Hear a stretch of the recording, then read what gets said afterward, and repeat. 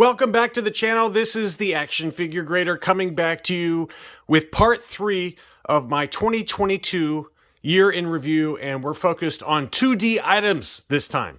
Mainly CGC graded comic books that I picked up over the course of 2022. We're going to start with common, and then we're going to finish off with vintage and kind of the big boy pickups that I had over the course of the year, with a brief interlude of some PSA trading cards that I also picked up fairly recently that I haven't shown on the channel yet. So let's go ahead and dig right in. And the first one is, of course, The Mandalorian #1. This was the big year for The Mandalorian adaptation of Season 1 finally appearing in comic book format. And as you guys remember, I sent off a bunch of issues to be graded with CGC myself. I also picked up some that were already graded for my collection, and here are 3 of the different covers. We've got the photo variant cover of Mandalorian #1. That's probably my favorite cover, to be honest with you. It's just an awesome looking cover. None of these are particularly expensive on the secondary market now, if any of them strike your fancy, but this is the first comic book appearance of The Mandalorian, and just a great looking copy. This is the John Tyler Christopher action figure variant. And we all know JTC covers, and I couldn't pass up the opportunity to get a few of those graded, and I kept one for myself. And then this is the standard cover A. There is also a Virgin cover that was an SDCC exclusive Adi Granoff cover, both a color as well as a sketch version. Those are particularly expensive, especially if they're signed by Adi Granoff and have the 9.8 yellow signature series label from CGC. But those are 3, and I also picked up and graded myself the Shalvey variant cover. As you can see here, this is kind of my least favorite cover, and I do have a low light environment to try and keep down the glare, so I apologize. It's just tough to film these CGC graded comic books, but this is probably my least favorite cover, although it does have the Razor Crest there and then the kind of the Mandalorian logo there, but pretty cool. Next up is the ratio variants, and I've got a 1:10 concept art edition, and this is for chapter 1, The Mandalorian, and it's got IG-11 as well as The Mandalorian taking some heat there. This is the 1:10 ratio cover, so for every 10 of these that were printed, only 1 of these was printed. And again, this one's not particularly expensive, probably sets you back about 75 bucks or so in a CGC 9.8. And this is probably the best one for issue #1 that I have. This is the 1:50 ratio variant. This is the U variant cover A. And so again, for every 50 of these printed, only 1 of these was made. And this one's also not that expensive, although certainly more expensive than the other covers that I've just shown you. The 1:50 for issue #2, which is the first full appearance of Grogu in comics. That one is the big boy comic. It still has not gone down in price. I keep waiting for it to drop in price so I can hopefully pick it up, but it's still going for $250 plus in a CGC 9.8. But this is a great cover. Really love that one. Here are 3 other books that I picked up over the course of the year. The first one, obviously, is Darth Vader #20. This is the Sprouse variant cover and the 50th anniversary Lucasfilm. And he does a number of these, but this is the first comic book cover appearance of The Mandalorian and Grogu in comics. But, you know, this one has not done much in terms of price, but I just thought it was a nice piece of collecting history. There is also a second print that has a silver kind of Beskar armor border, but this is the first print with their first cover appearance. And then we've got Dr. Aphra #17. And I can't remember what the significance of this book is. I think it's the first full appearance of Kofan Ferris, who's like an antagonist for Dr. Aphra. I just love the cover. I just thought it was such a beautiful cover. And, I picked up both of these from beachbumcomics.com. This is the Forbes variant cover, but look how beautiful that cover is. Just a great image there of Dr. Aphra. And here was the standard cover A right here. This one is, again, Dr. Aphra #17 from March of 2022. I have to go back and look. I totally forgot what the significance of the book was, but for me, it was just, this is a cover lover type of book. I just love both of those covers for Dr. Aphra. I think 2023 is going to be a big year for Dr. Aphra, so if you don't have her first comic book appearance, which is Darth Vader #3, which I think is from 2015, now's probably a pretty good time to pick it up because it still remains relatively cheap, as we've talked about in recent market updates for CGC Comics. Next up, I've got some secondary keys as it relates to the High Republic universe. I know that the High Republic universe is not particularly beloved by certain Star Wars collectors, but I really enjoy the novels, and the comics are great. And so I've got three kind of secondary keys that I wanted to show you here. The first one is the High Republic number 12. I've got both the standard cover A as well as the variant edition cover. And this is the first full appearance of Lorna D in comics. This is Lorna D here. She's kind of the right-hand henchwoman to Marchion Ro, who's the main villain within the High Republic universe. So that's the variant edition that shows her fighting Avar Kriss. And I love the standard cover A. I just fell in love with that cover as soon as I saw it. So that's Lorna D holding a lightsaber there. Just got a great glow to it. Beautiful cover. I couldn't resist both of those. And again, I picked up both of these on beachbumcomics.com. And then the last kind of secondary key related to the High Republic universe, although I do have a few others I'm going to show you in a second, is this book. This is Star Wars number 20 from March of 2022.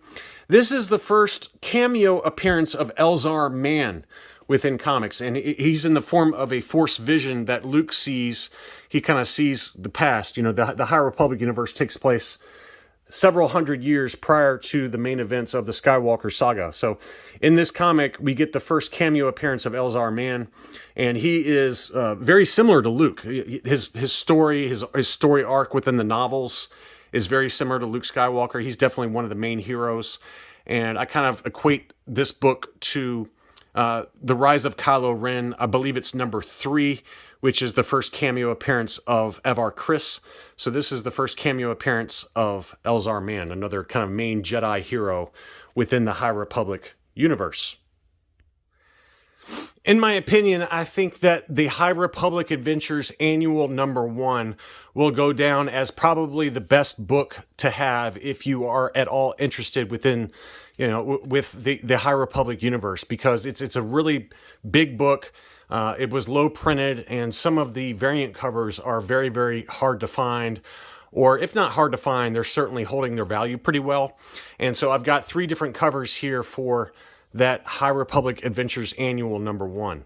And the first is just the main cover A, and this is the easiest of the bunch to find. Probably would run you about $100 or so in a CGC 9.8.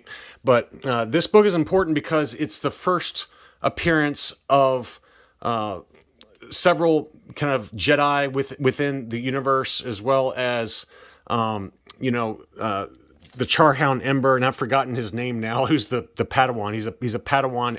It's not Elzar Mann, but I know Porter Engel's first main appearance is in here, and Indira Stokes is another Jedi. But just take a look at it on Key Collector Comics, and you can see all the main appearances. But there's like 6 or 7 different first appearances in this book that I just think it's, if you're going to get one, this is probably the book to get. But my favorite cover is this one. This is That Dude Books edition. So there is the main color splash version, or the color version, which is just a fantastic looking cover there. Absolutely love that one. And this is the kind of sketch edition cover. This one's a little bit, both of these were very low printed, but just absolutely love this cover. It's just really fantastic. And very, pretty low print runs. I think like 300 to 600 was a print run for these. So, but anyway, if you have any interest in the High Republic universe, this is probably the book to get. There's like 3 or 4 different covers. There's a Things from Another World exclusive that's very pricey. Then the standard cover A is going to be your cheapest. But I really like this book. The That Dude Books edition is probably my favorite, either the color version or the sketch edition. Here are 3 more secondary keys that may not ever do anything in terms of market value, but I just love the books. Great first appearances. The first one is both covers, both the standard as well as the variant edition cover for Star Wars Adventures number 14. I picked up these this year, and this is from 2018. This is the first appearance of Agent Callus, who is, Fulcrum within the Star Wars Rebels series. And, there was a lot of like rumor and speculation that we would see him in Obi-Wan and maybe in Andor, but to my knowledge, he still has not made an appearance yet, but that's okay. I mean, that's part of part of the deal when you buy some of these comics is that they may not ever do anything. But I do think that they're great covers, and it's just nice to have another kind of secondary key character that, you know, may eventually show up in live action content. This is probably the best book in terms of, you know, steel that I got this year. This is Shadows of the Empire #1, Dark Horse Comics from 1996. But what's unique about this one is that this is the newsstand edition. I already had 2 direct editions, and you can tell the difference because the barcode will say direct down here versus this one, which is the newsstand edition. And I would wager there's not many of these on a 9.8. This was before CGC started labeling on the blue labels like they do now, where they say newsstand edition. This one does not have that label. The seller did not realize it was a newsstand edition. And again, it's the first appearance of Prince Zizor and the first cameo appearance of Dash Rendar in comics. But you know, again, neither one of those characters may ever do anything, or may never show up within Disney Plus content. But this is a pretty great secondary key issue from the Dark Ages, you know, 1996 Dark Horse comic. But to get the newsstand edition to go with my 2 direct editions in a 9.8, I just couldn't pass it up, and I basically got it for the same price that the direct editions go for. So you just got to look at, you know, at these barcodes when you see an auction for a comic book that you're looking for. Sometimes you get lucky and you find a newsstand edition. I mean, I have no idea how many of these are out there in terms of newsstands, but I bet there's less than, you know, a dozen of these in a 9.8 grade. They just were not heavily printed back then. In the newsstand. Most of them were direct editions, but who knows? You know, it's just impossible to tell. But I did want to at least show that one because that was a pretty major steal of a pickup this year, and just kind of another nice first appearance comic to add to the collection. This year, I also did pick up 2 adaptations, movie adaptation comic books for the collection, and the first one is Star Wars Solo Adaptation #1. And this is the first appearance of, let's see, Kira, who was the main female lead in the Solo Star Wars movie. I think it's also the first appearance of Dryden Voss in comics. And Kira has made several, there's been several rumors out there that she might be appearing in live action content again. Although those rumors have kind of fallen by the wayside because the actress has had some health issues, Emilia Clarke. And there's also, I think she's also been confirmed for the Marvel Cinematic Universe for the superhero world. So that may never come to pass, but this is just a great cover. This is the standard cover A, certainly the least expensive, probably about $100 to $125 max for that book. There's a 1:10 ratio variant, as well as I believe a 1:25, or it's either that or 125 and 150. I can't remember, but those are a little bit more expensive, $200, $250 or so. And then the same thing for Rogue One Adaptation #1. This is the first appearance of Cassian Andor, K2SO, Jyn Erso, Saw Gerrera, Director Krennic. And this is the standard cover A, and this is obviously Rogue One Adaptation #1. There is a darker cover that is a 1:10 ratio cover. There's also a Walmart variant edition, a movie cover edition. That both of those are very, very pricey, but this one runs you about $100 now in a CGC 9.8.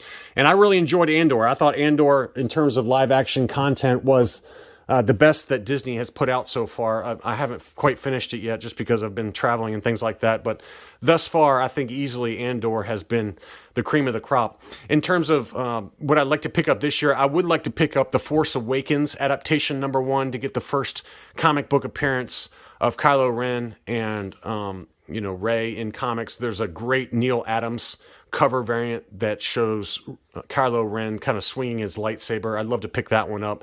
Every time one comes up for auction, I just don't have any cash handy, but I think it would be nice to have the Force Awakens Adaptation #1 to pair with these 2 adaptation comic books. But let's take a quick break here and take a look at some PSA graded trading cards that I've added here recently. Let's do some halftime entertainment before we dig into the really big books that I picked up over the course of 2022. I've got some PSA graded cards here.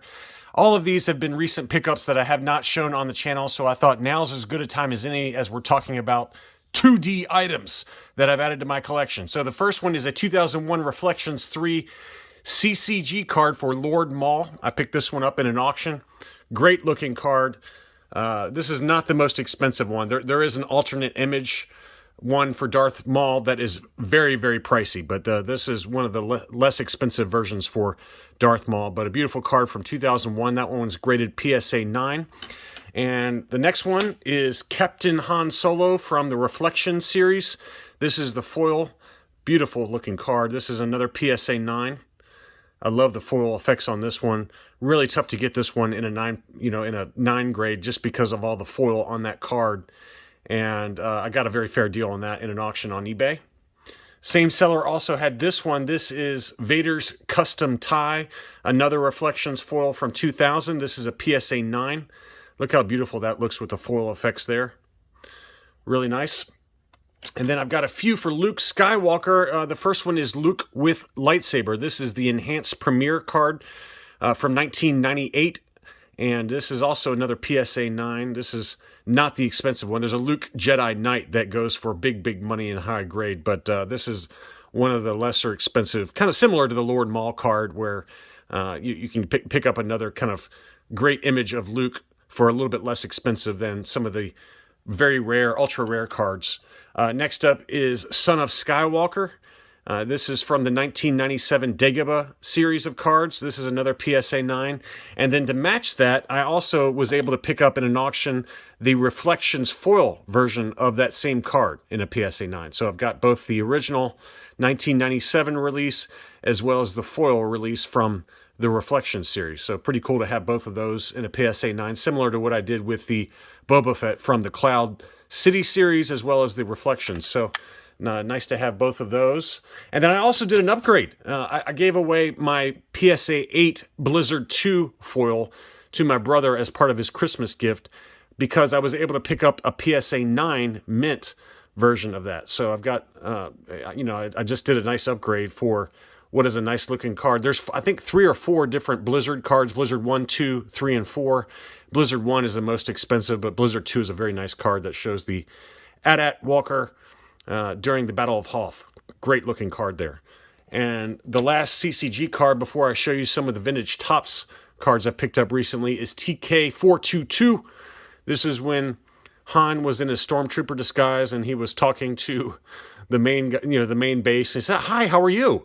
So great looking card with another, it's a lot of foil on that card. Tough to get that one in a high grade as well. But that one is another PSA 9. And then I did have also 3 vintage cards that I don't think I've shown on the channel yet. This is Boba's Special Delivery. This is from the 1980 Topps series for The Empire Strikes Back. This one is a PSA 9. Great looking image of Boba Fett with the 2 Bespin security guards, 2 stormtroopers running flank, along with Han in carbonite. So great looking vintage card from 1980. And along those same lines, I also picked up this one, The Bounty Hunters. Great looking card. And this one's got Darth Vader, Dengar, IG-88, Boba Fett, and of course Bosk. I had to get a Bosk vintage Topps card at some point. So this is the first kind of version of Bosk I've got in a PSA 9. But that's a gorgeous card. Really happy with that one. I think I picked up that one for about $60 on eBay maybe 2 or 3 weeks ago. And I don't think I've shown that one on the channel yet. And then finally, before we dig into the rest of my comic book pickups for 2022 is this one. This is Vader and the Snow Troopers in a PSA 9. Also from the Topps Empire Strikes Back card series in 1980. Great looking image there as the Hoth Stormtroopers infiltrated Echo Base during the Battle of Hoth. And there's like 3 or 4 different cards that show Darth Vader with Snow Troopers, but this is the first one I've got. This is number 50 in the series. But a great looking card, PSA 9. Now let's dig into the heavy hitters that I picked up over the course of 2022 in CGC 9.8 graded Star Wars key issue comics. Time to finish this video off with the really major CGC 9.8 graded comics that I picked up this year. And I already had this one that I picked up late fall of 2021. This is Knights of the Old Republic number 42. This is the origin of Revan. Malak Unleashed. What a great looking cover. This one's come back down just like everything else, but what an epic cover. And again, this is the origin story for Revan. And I wanted to add this year some comics for Darth Revan in case he ever shows up in live action content, and it doesn't hurt that the covers themselves are absolutely gorgeous. So the first one is Knights of the Old Republic #9. This is a Dark Horse Comics from 2006, and this is the first full appearance of Revan in comics. And it's just a timeless, classic cover, absolutely gorgeous. One of the major books I picked up this year. And recently, I did have the good fortune to pick up this one. This is Star Wars Tales 23. This is obviously a book I've talked about in my comic book market updates, but this is the first comic book appearance of Darth Revan and Malak in cameo. And so this is the kind of painted cover, the artistic cover that shows Wedge Antilles on there. There is also a more expensive photo variant cover, as you guys know. So that would be another goal for this year, I think, would be to get the Star Wars Tales 23, but get the photo variant cover to kind of match this one. And then I would kind of consider my Darth Revan and Darth Malak comic collection pretty complete if I was able to get that one this year. But it's just awesome to have the first full appearance, the first cameo appearance, and the origin comic for Darth Revan. And I think that there is a good chance that we see him sometime in the future. But if not, I'm okay with it, because these are three of some of the best covers that Dark Horse produced during those early to mid 2000s. We just unboxed here recently kind of the grail in my collection in terms of comic books, and that's the recent pickup of the Clone Wars #1. You can go back on the channel and take a look at that. I just released that video maybe a week or two ago. But this is actually the most expensive item, action figures, comics, anything that I picked up this year. And I want to thank everyone again who are subscribers who ended up buying from me over the last month or two to able to make this happen. But pretty crazy to me that the most expensive item that I bought this year was a comic book. But I thought it was kind of a now or never situation. And obviously this is the first appearance of Ahsoka Tano and Captain Rex in comics. So pretty awesome to finally get that one in a 9.8 grade. Recently, I did pick up Clone Wars #7, and this is another book I've talked about that I wanted to pick up, and I finally did pull the trigger in an auction a couple of weeks ago. And it's not a particularly key issue. I think it's the first appearance of Clone Captain Wolf in comics, but the main reason I got this is because, as I've talked about, this is another Dave Filoni cover. So this is his other artwork, other comic book artwork, other than Clone Wars #1. So it's nice to have the Clone Wars #1 and Clone Wars #7. And while it does have a minor first appearance, again, the main reason I got it is it's just a perfect pairing with Clone Wars #1, since both of those covers were done by Dave Filoni. And now let's dig into some vintage original Marvel run comics that I managed to pick up this year. And the first one is Star Wars #39. This is the first part of the adaptation of The Empire Strikes Back. Great looking cover. I'd love to find this one in a newsstand this year if I'm able. I don't know if it'll happen or not. I've seen a few of them sell over the last few months, but I just haven't had the funds. But great Darth Vader cover. And that's going to be the theme for a lot of the vintage books that I picked up over the course of the year. It's just mainly related to Darth Vader. He's obviously one of my favorite characters. And the other one I picked up was Star Wars #21. Great looking cover with Luke and Leia, R2-D2, and C-3PO, Shadow of a Dark Lord. Just a fantastic cover. This is from 1979. And as the CGC label shows, it's the first original Darth Vader story. So non-adaptation story. It's the first time in comics that they told an original story about Darth Vader. And again, it's a secondary key. It's not particularly hard to find, but I just thought it was a kind of a natural extension of my Darth Vader vintage books that, it was just kind of a no-brainer, and it's kind of a secondary key that a lot of people don't talk about. Likewise with this one, this is Star Wars #35. This is from May of 1980. And as it's labeled on the CGC label, this is the first face-to-face meeting of Luke Skywalker and Darth Vader in comics. And what an amazing cover. I just absolutely love this one. Dark Lord's Gambit. It's like he's playing chess with the main heroes. And, I just had to have it when I saw it. And there's not many of these on the census, although that number is going up because the book has gotten more expensive. But I did manage to pick up 2 of those. So I picked up 2 of those this year. And I would love to get a newsstand for this one this year, if possible. But I got 2 direct editions. Both of them are gorgeous, and I got an even better deal on the second one that came up. But anyway, that's all I really had for my kind of 2022 year in review of CGC graded Star Wars comics. It was a pretty big year for comics. It wasn't a ton. It was like maybe 20 books or so. But the ones I picked up were major books. And in terms of this year, I mean, I would love to get a Star Wars number 42, obviously the first appearance of Boba Fett in comics, but not sure if that's going to happen or not. I actually bid on 2 different CGC 9.8s of Star Wars number 42 this year, but was just not able to make it happen. I got outbid last second on both of them. But if I'm able to kind of sell some more stuff or, save up some money, then maybe I'll go after it sometime later this year. Thanks again for watching, and I'll be back soon.